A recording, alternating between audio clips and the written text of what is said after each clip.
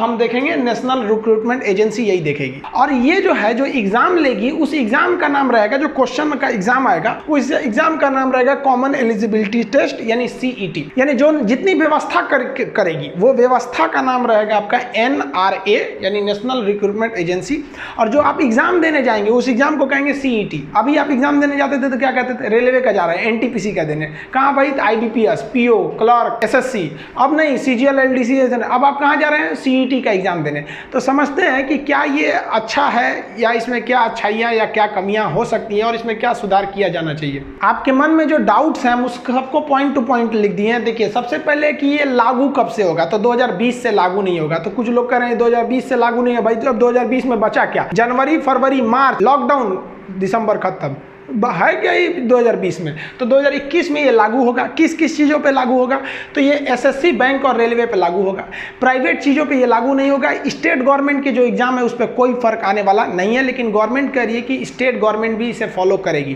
तो आप समझिए धीरे धीरे सब समझ जाएंगे क्या खेल है इसका। जो एग्जाम लिया जा रहा है वो कहा जा रहा है कि भाई साहब हम इसका साल में 2 बार एग्जाम लेंगे, और ये साल में जो 2 बार एग्जाम लिया जाएगा और इस एग्जाम को पास करने वाला यह समझा जाएगा कि जितने भी एग्जाम्स थे जो रेलवे के थे, SSC के थे, IBPS के थे, यानी जो बैंकिंग के थे, उसका उसने PT क्वालिफाई कर लिया। तो ये जो CET एग्जाम है ये केवल आपको इस बात का सर्टिफिकेट देता है कि आपने PT एग्जाम पास कर लिया। रेलवे मेंस लेगा, SSC भी मेंस लेगी, बैंकिंग भी लेगी, आपको कोई चेंजिंग नहीं आया है। बस इतना समझिए कि जो आप अलग अलग जगह जाके आप एग्जाम देते थे, आप उसके प्री को अब आप केवल CET का एग्जाम दे दीजिएगा, कॉमन एलिजिबिलिटी टेस्ट, तो आपके पास हो जाएगा एक सर्टिफिकेट। समझ में आ गया।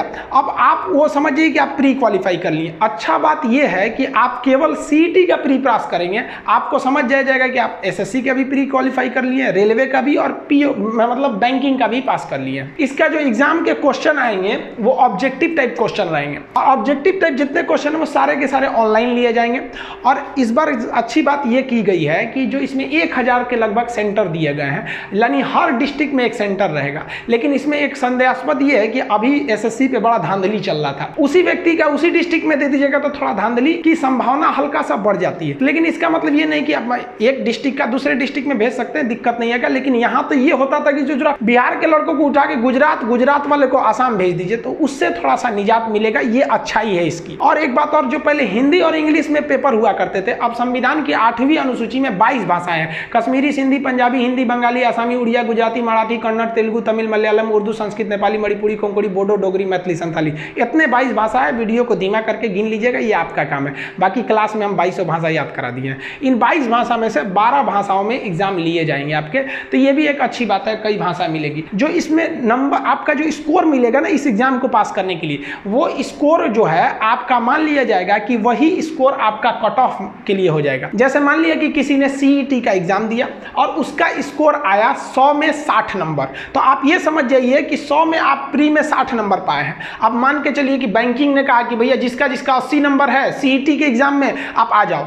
आप कितना स्कोर किए हैं, 60 नंबर, आप चुपचाप देखिए, आपके पास है CET, पास किए हैं, 60 नंबर है, नहीं जाएंगे आप। रेलवे कहा कि भाई साहब 70 नंबर वाला आ जाओ, तभी नहीं जाइएगा। और मान लीजिए चलिए SSC ने कहा कि भैया 55 नंबर वाले आ जाओ, आप चले जाएंगे वहां पर। तो ये जो स्कोर है, ये स्कोर आप मैच कीजिएगा कि जो फॉर्म आ रहा है वो उसका कट ऑफ क्या है, तो उसी तरह से आपके लिए ये स्कोर का काम करेगा। अब मान के चलिए कि किसी लड़के ने 60 नंबर स्कोर कर लिया, अब उसका तो जो भी 60 नंबर से ऊपर कट ऑफ वाले मांगेंगे तो उसमें तो वो बेचारा जा ही नहीं पाएगा। तो इसका जो स्कोर कार्ड है उसकी वैलिडिटी कितनी साल है, 3 साल है। तो 3 साल तक वो 60 नंबर लेके घूमते रहेगा, तो उसको बेचारा तक आधी नौकरी ऐसी खत्म हो जाएगी उसके लिए, तो एलिजिबल ही नहीं हो पाएगा नंबर कम होने की वजह से। इसलिए कहा गया है कि भाई आपके पास चांसेज अनलिमिटेड है, आप अपने एज लिमिट में जितनी बार चाहें आप CET का एग्जाम दे दीजिए। तो मान लीजिए कि उसका जो स्कोर था 60 नंबर, वो अगली बार फिर बैठ जाएगा।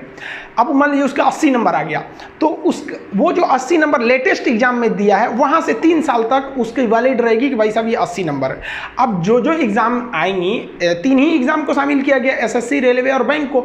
अब वो कहेंगे कि भैया 80 नंबर जिसका स्कोर था मेरे कट ऑफ के अंदर है, आप लोग फॉर्म भर सकते हैं। तो इसका मतलब अपने एज लिमिट में आप जितनी बार चाहें एग्जाम दे सकते हैं। तो इसको हमेशा देते रहिएगा जब तक कि आपका अच्छा स्कोर ना आ जाए, ताकि आप हर एग्जाम में बैठ सके। इसके सिलेबस की जहां तक बात है तो भाई साहब अभी सिलेबस पे गवर्नमेंट ने कुछ नहीं कहा है। सिलेबस आपको पता चलेगा जब एग्जाम ले लेगा तब। लेकिन देखिए इसमें क्या है कि ये जो एग्जाम लिया जा रहा है CET, सीईटी, उसमें एसएससी के भी पैटर्न को ध्यान में रखा जाएगा, रेलवे को भी, बैंकिंग को भी। बैंकिंग का इंग्लिश थोड़ा सा अलग डिजाइन का होता है, मैथ उतना नहीं दिया जाता है। एसएससी में मैथ ज़्यादा टफ रहता है, इंग्लिश का एक खास पैटर्न है कि हाँ इतना आएगा। रेलवे में जीएस और साइंस का ही दबदबा है, तो ऐसा नहीं है कि आप किसी को इग्नोर करेगा। हमको जहाँ तक लगता है कि ये क्या करेगा कि भाई 50 नंबर का कर देगा चारों सब्जेक्ट, 50 नंबर का इंग्लिश दीजिए, 50 नंबर का मैथ, 50 का रीजनिंग, 50 का जीएस, 200 नंबर का आपका दे देगा, सबको बराबर कर देगा और उसके बाद आपको एक स्कोर दे देगा। अब उसके बाद आप देखते रहिए, जैसे मान लीजिए कि आपको ये 200 नंबर का हो गया, 50 नंबर से चारों सब्जेक्ट हो जाएंगे। अब आपको सीईटी के एग्जाम में बैठना है, आप पा गए 200 में, मान लीजिए कि 150 पा गए। अब अगली बार इन सब का वैकेंसी आएगी, तो ये लोगों ने तो भाई अब अपना प्री का झमेला खत्म, इनका भी अब प्री नहीं होगा, इनका भी नहीं होगा, इनका भी नहीं होगा, यानी टियर 1 खत्म हो गया यहाँ पर। अब क्या होगा कि आपने जो 200 में मान लिया कि 150 नंबर पाए हैं, तो एसएससी कहेगा कि भाई हम 160 स्कोर वालों को लेंगे, मेरा कट ऑफ 160 है। तो जिसने सीईटी में 150 पाया वो तो इसमें जाएगा नहीं। रेलवे ने कहा कि भाई हम 140 वालों को ले लेंगे, तो जो 150 पाया इसमें भर देगा, इसका मेंस में सीधे चला गया, मेंस दिया है, नौकरी हो गया। आईबीपीएस ने कहा कि भाई हम 150 वालों को ले लेंगे, तो वो भी चला जाएगा 150 वाले में।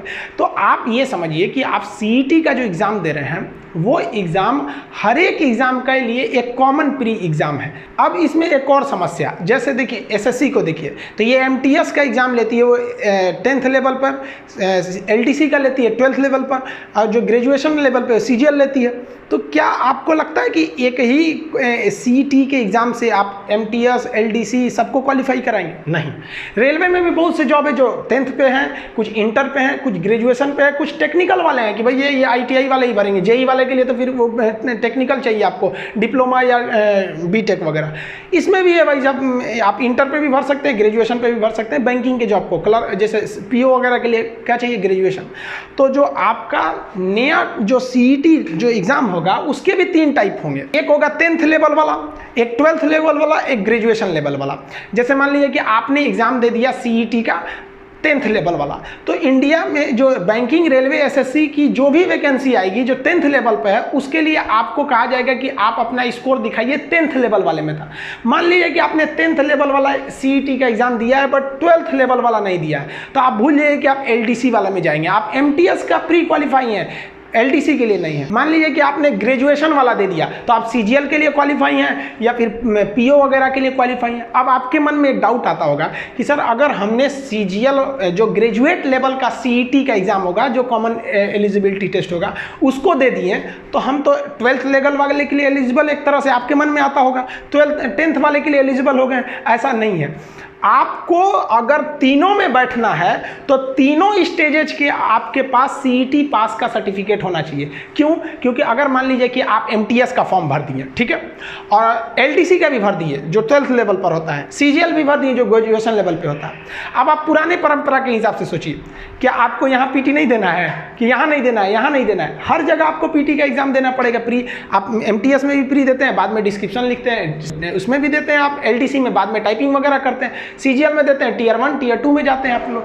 तो अगर आप चाहते हैं कि हम हर लेवल के एग्जाम में बैठें इन तीनों के, तो हर लेवल के सीईटी को पास करना जरूरी है। इसका मतलब आपको अगर 10th लेवल का कोई भी एग्जाम देना है तो आपको 10th लेवल का सीईटी पास करना पड़ेगा, 12th वाला देना है तो इसमें पास करना पड़ेगा, ग्रेजुएशन वाला देना है तो इसमें पास करना पड़ेगा। अब इसमें दिक्कत क्या है? देखिए, इसको लाया इसलिए गया था कि जो वैकेंसी जो थी वो एग्जाम टाइम से हो नहीं पाते थे। तो क्या था कि जो लड़का रेलवे में पीटी में बैठता था वही चला जाता था। कभी रेलवे वाला तो बैंकिंग में बहुत कम जाता था, तो जो रेलवे में बैठता था वो एसएससी के भी पीटी में देता था। तो भीड़ लग जाती थी कि रेलवे में भी जाता था वही लड़का एसएससी इसमें भी जाता था। अभी क्या है कि तीनों का तो जो प्री का एग्जाम होगा वो तो सीईटी हो जाएगा, एक ही बार दो, इधर नहीं इधर नहीं इधर नहीं।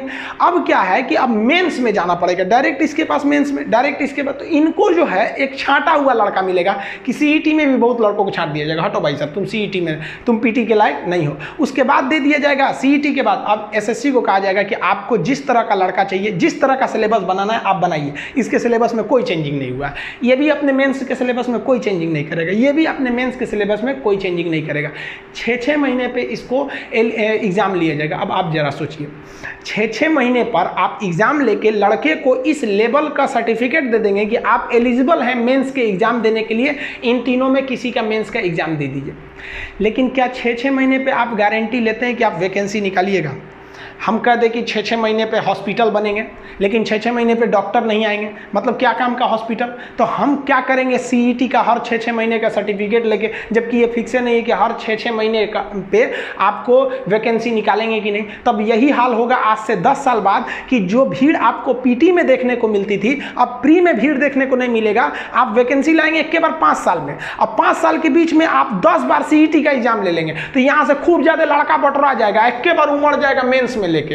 तो अगर वैकेंसी नहीं आई ना तो इसका कोई फायदा नहीं बनेगा, लेकिन 6-6 महीने पे वैकेंसी आ जाए ना तो ये बहुत ही बेहतरीन होगा स्टूडेंट्स के लिए। सिलेबस को लेके आप टेंशन नहीं लीजिएगा, आप अपनी पढ़ाई पे ध्यान दीजिएगा। ये नियम कल ना गवर्नमेंट ने बनाया था, आप 15 अगस्त को मेरा वीडियो देखिएगा, उसमें भी हम आपको बताए थे कि हम किसी भी चीज़ का एप्लीकेशन पे पढ़ाएंगे तो हम किसी भी चीज़ की तैयारी नहीं कराएंगे। हम ही नहीं कहेंगे कि आप स्पेशली एसएससी करिए या रेलवे करिए, हम आपको जीएस पढ़ा देंगे।